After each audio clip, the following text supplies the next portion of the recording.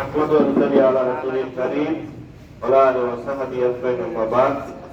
সম্মানিত আজকের বৈঠকের পরিচালক, উপস্থিত আমাদের মাঝে আমাদের জেলার মেহমান, আমাদের সম্মানিত মাওলানা কামাল হোসেন ভাই, উপস্থিত আছেন আমাদের জালালান দক্ষিণ দিগন্তের সভাপতি অধ্যাপক মহসিন ভাই, উপস্থিত আছেন আমাদের মাঝে আরো আমাদের হাসানুল্লাহ ভাই এবং উপস্থিত আছেন আমাদের সম্মানিত কর্মী ভাইয়েরা। আসসালামু আলাইকুম ওয়া রাহমাতুল্লাহ। শুভেচ্ছা বিনিময় বক্তব্য আমার পরিচয়টা তো বাইক থেকে শুনেছেন, তারপর আমি নিজে দিতে স্বাচ্ছন্দ্য বোধ করি। আমার নাম মোহাম্মদ দুলাল, আমার বাসা হয়েছে 2 নং ওয়ার্ড, প্রবাসী সদস্য। সম্মানিত ভাইয়েরা আমার, আপনারা জানেন যে এই বৈঠকটি হয়েছে যে কর্মী সম্মেলন, এটা শিক্ষা শিবির বলা হয়। এই শিক্ষা শিবিরে বেসিক্যালি কর্মীরা আসে এবং সদস্যরা আসে, রোপণ যারা। আজকে আলহামদুলিল্লাহ আমি 2-3টা জিনিস নোট করে নিয়েছি আপনাদের সাথে শেয়ার করার জন্য। আমরা জানি কর্মী কাকে বলা হয়। কর্মী হচ্ছে যারা কাজ করে তাদেরকে কর্মী বলা হয়। কি বলেন আপনারা? আমরা কাজ করি তো সবাই, আলহামদুলিল্লাহ। কর্মীদের 5টি বৈশিষ্ট্য আছে, তার ভিতরে একটি হলো ব্যক্তিগত রিপোর্ট। যতদিন আপনার ব্যক্তিগত রিপোর্ট রাখবেন না, ততদিন আপনার মান উন্নয়ন করা সম্ভব হবে না। ছাত্র যত ভালোই হোক, ওই ছাত্র যদি তার লিখিত বুকটা যদি স্যারকে না দেখানো হয়, তাহলে স্যার বুঝতে পারবে না ছাত্র ভালো না খারাপ। কি বলেন? এই জন্য আমরা চেষ্টা করব যে ব্যক্তিগত রিপোর্ট রাখার জন্য। আল্লাহ সুবহানাহু ওয়া তাআলা কোরআনে মাজিদে ইরশাদ করেছেন, ইকরা কিতাবাকা কাফা বিনাফসিকা ইয়াওমা আলাইকা হাসিবা, যে কাল কিয়ামতের দিন তোমাকে এই কিতাব পড়ার জন্য বলা হবে, তুমি নিজেই কিতাব পড়ার জন্য যথেষ্ট।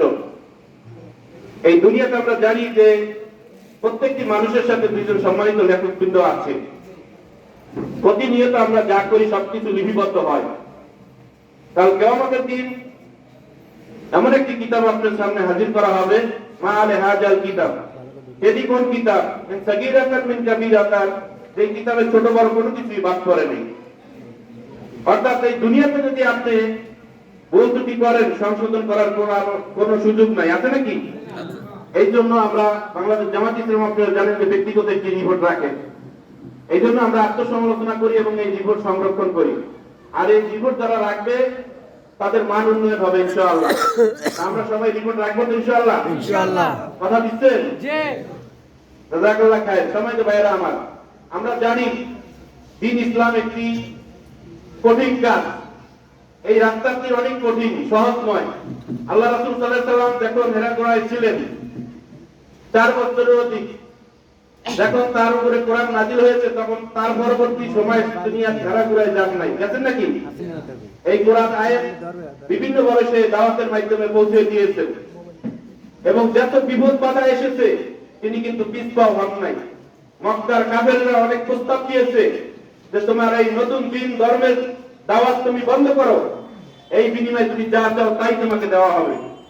এখনো আমরা দেখতে পাচ্ছি যে বিগত স্বৈরাচার 17 বছর থাকা অবস্থায় বিভিন্ন ভাবে অফার দেওয়া হয়েছিল যে তোমরা কি চাও, মন্ত্রিত্ব চাও না আরো কিছু চাও, তোমাদেরকে দেওয়া হবে, তোমরা এই ইসলামী আন্দোলনের থেকে তোমরা দূরে সরে আসো।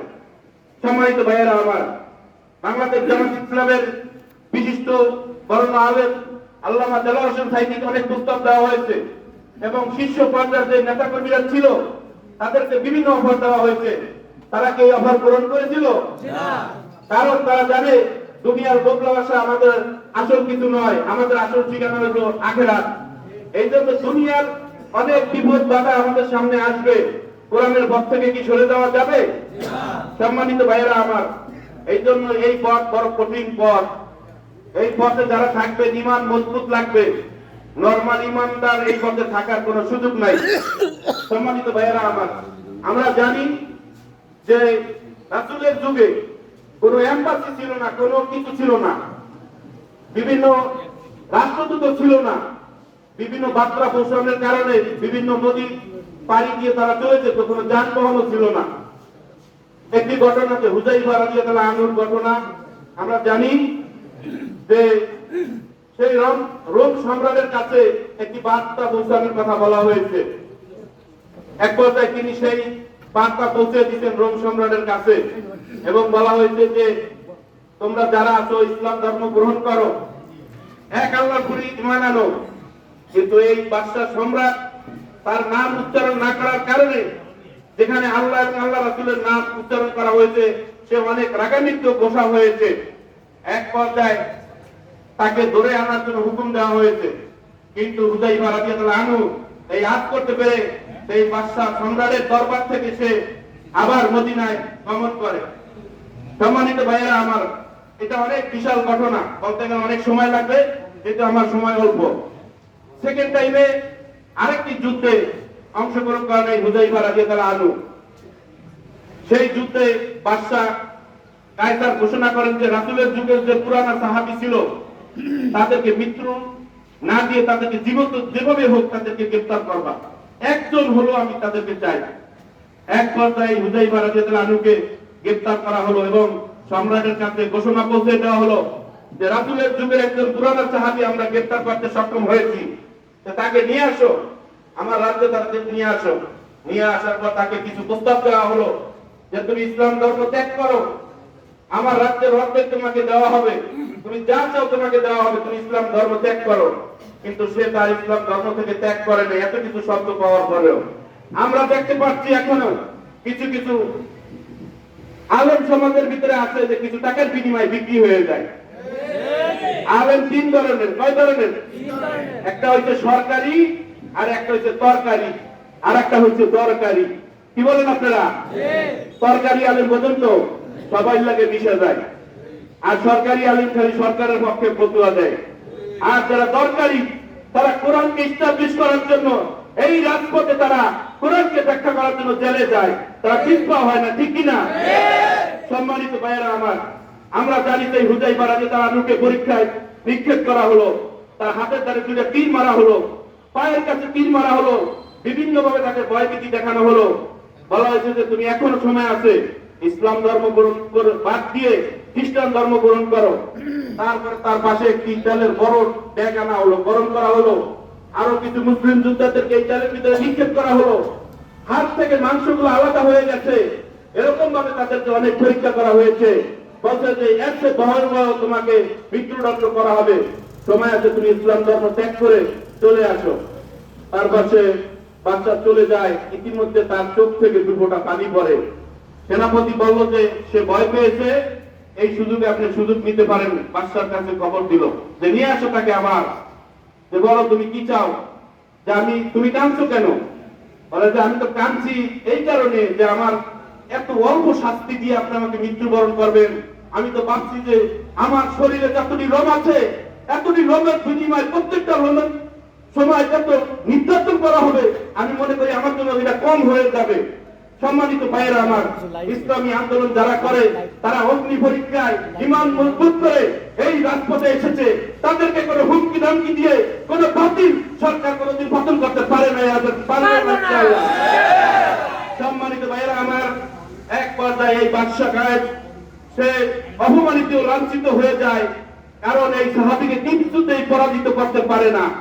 তারপরে তাকে একটি প্রস্তাব দেওয়া হলো যে শুনেছি আরব দেশের লোকেরা মানুষকে সম্মান করে কপালে চুমু খেয়ে, তুমি যদি আমার কপালে একটা চুমু দাও তাহলে আমি তোমাকে আজাদ করে দিব, ছেড়ে দিব। এই হুযায়ফা রাদিয়াল্লাহু আনহু এই সুযোগটি কাজে লাগিয়ে বললেন, আমি এই অফারে রাজি আছি, তবে একটা শর্ত আছে। সেই শর্তটি হলো শুধু আমি নয়, যতগুলো আমার মুসলিম যুদ্ধবন্দী হয়েছে সবাইকে আমার সাথে মুক্তি দিতে হবে। বাদশাহ গায়েব চিন্তা করলো যে না, ঠিকই আছে, এই সুযোগ আর হাতছাড়া করা যাবে না। তোমার বন্দীদেরকে আমি মুক্তি করে দিব, যাও তুমি আমাকে একটা কপালে চুম্বন দাও। এই চুম্বন দিয়ে মুসলিম বন্দীদেরকে সে মদিনায় ফিরে আসে। ইতিমধ্যে ওমর ফারুক রাদিয়াল্লাহু আনহু এই ঘটনা জেনে যায় এবং শুনতে পায় যে কি ব্যাপার, হুযায়ফা কি হয়েছে। এবং এই ঘটনা সে আবার বর্ণনা করলো এবং সর্বপ্রথম এই ওমর রাদিয়াল্লাহু আনহু হুযায়ফা রাদিয়াল্লাহু আনহুর কপালে চুম্বন খেয়ে সম্মান দিয়ে তাকে আবার গ্রহণ করেন। সম্মানিত ভাইয়েরা আমার, আমরা মনে করি আল্লাহ সুবহানাহু ওয়া তাআলার ফয়সালা হইছে চূড়ান্ত ফয়সালা। আল্লাহ সুবহানাহু ওয়া তাআলা এক জালিমকে বিদায় করে অন্য জালিম বসাবেন এই দেশে। কি বলেন আপনারা? আমি একটি উদাহরণ দেই। আপনার দোকানে একটা কর্মচারী আছে, আপনি জানেন এই কর্মচারী ভালো না, চুরি করে। এই কর্মচারী জেনে শুনে আপনি রাখবেন না? রাখবেন না। কিন্তু আরেকটা কর্মচারী আনছেন, এই কর্মচারী এই কাজ করে, আপনি রাখবেন? রাখবেন না। অতএব আমরা বুঝতে পেরেছি সময় এসেছে আল্লাহ এই জালিমকে নিজ হাতে পরাজিত করেছে, আর অন্য কোন জালিমকে এই বাংলাদেশে দেখতে চায় না। ঠিক কিনা? সম্মানিত ভাইয়েরা আমার, এই জন্য উদাত্ত আহ্বান থাকবে, মুসলমান জাতি শিক্ষিত জাতি, এই জাতি যখন কোরআন নিয়ে রিসার্চ করেছে তখন বিভিন্ন কাফেররা তাদেরকে ভয় পাইতো, পরাজিত হতো তাদের কাছে। কিন্তু আজকে আমরা দেখতে পাচ্ছি এই মুসলমান জাতির উপরে রতন ধুয়ে কাফেররা নাচতেছে। সম্মানিত ভাইয়েরা আমার, তার একটাই কারণ, মুসলমান আজকে কোরআন থেকে দূরে সরে গেছে। মুসলমান কোরআন স্টাডি করে না, কোরআন অধ্যয়ন করে না, হাদিস পড়ে না, তফসির নিয়ে বিভিন্ন মসজিদে যায় তফসির করে। তফসির দিয়ে কোনদিন আল্লাহ রাস্তায়, আল্লাহর জমিনে কোনদিন দিন প্রতিষ্ঠা হতে পারে না। সম্মানিত ভাইয়েরা আমার, আমরা জানি সাহাবীদের ঘটনা, আজকে মুসলমান ভুলে গেছে। আপনি যদি যান ইন্ডিয়ার বিভিন্ন নায়কের নাম জিজ্ঞাসা করেন, সবাই বলতে পারে, কিন্তু 5 জন সাহাবীর নাম বলতে পারে না। আমাদের জন্য আফসোস, কিসের মুসলমান আমরা? আজকে মুসলমান নামে আমরা কলঙ্কার। সম্মানিত উপস্থিত ভাইয়েরা আমার, এই জন্য আমাদেরকে ইসলাম বুঝতে হবে এবং জানতে হবে এবং মানতে হবে। আমরা অনেকে কি করি যে ভাই আছি আপনাদের সাথে, ইসলামী দল করতে ভয় পায়। কি বলেন আপনারা? বিএনপি আওয়ামী লীগ তাদের সাথে হুঁশাহুশি করে, ভাই আছি তো। আবার জামাতে ইসলাম অথবা ইসলামী আন্দোলনে এসে ভাই কি করবো, ছাগলকে না থাকলে তো আবার সমস্যা, এরকম বলে কি বলে না? এটা কিসের আচরণ?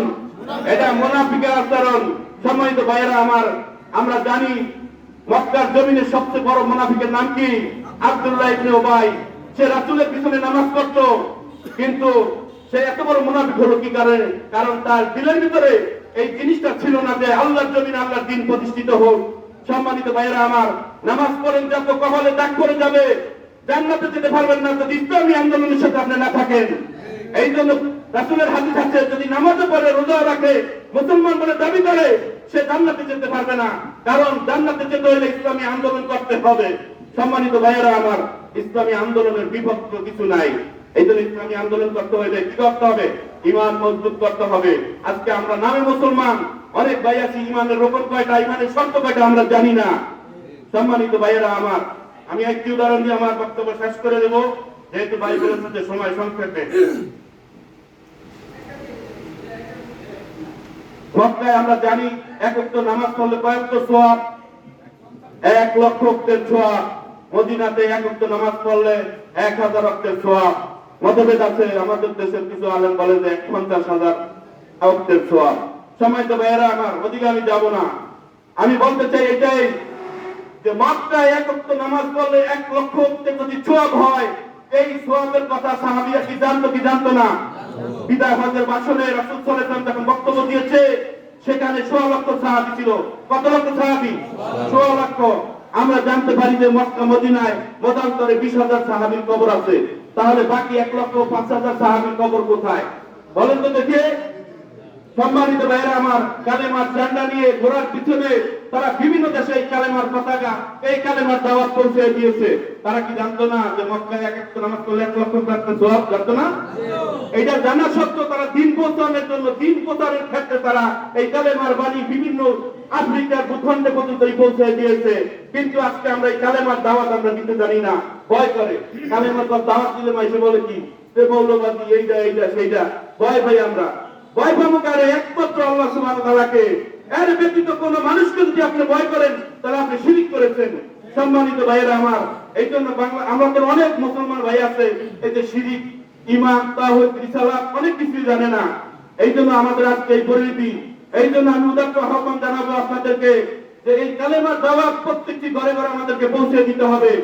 এই কালেমা বসে থাকার জন্য আসে নাই, এই কোরআনের বাণীকে সবার কাছে পৌঁছে দিতে হবে। সম্মানিত উপস্থিত ভাইরা, এই কালেমার বাণী কিভাবে পৌঁছাইবেন? এই জন্য আগে নিজেকে এলেম অর্জন করতে হবে। আপনি কোন সমাজে যে কালেমার কথা বলবেন, ইসলামের কথা বলবেন, যদি আপনার কথা সঠিক না হয়, সুন্দর না হয়, এটা কি মানুষ গ্রহণ করবে? করবে না। এই জন্য কোরআনে সর্বপ্রথম আয়াত নাযিল হয়েছে, বিসমিল্লাহ।